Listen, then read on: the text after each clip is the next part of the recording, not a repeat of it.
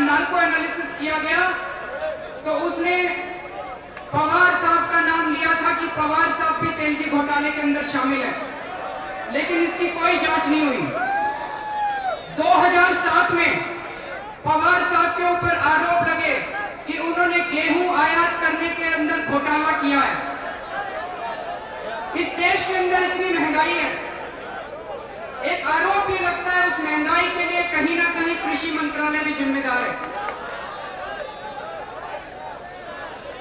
2007 अक्टूबर में Bombay high court ने शरद पवार, अजीत पवार और सदानंद सुले, जो शरद पवार जी के दामाद हैं, उनके खिलाफ और Maharashtra Krishna valley development corporation के खिलाफ नोटिस जारी किए और उनसे पूछा कि उनकी पूरे परिवार को और उनके परिवार से जुड़े हुए संस्थानों को सस्ते के अंदर जमीनें क्यों दी गई है।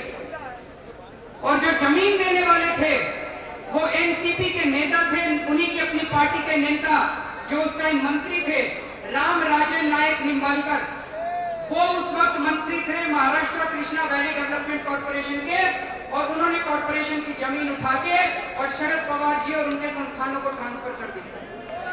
इसकी तहकीकात कौन करेगा? तो मैं फिर से तहे दिल से शुक्रिया अदा करना चाहता हूँ शरद पवार साहब का कि आपने हमें, और शरद पवार साहब देश के, आज मैं समझता हूँ कि he is one of the tallest leaders which the country has.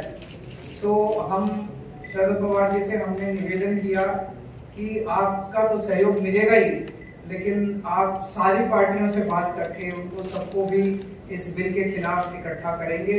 और मैं समझता हूं कि अगर ये राज्यसभा में बिल गिर जाता है, बीजेपी पास नहीं करवा पाती है, तो ये आप इसको 2024 का सेमीफाइनल मानिएगा। फिर मैसेज ये होगा कि 2024 में मोदी जी की सरकार नहीं आ रही है।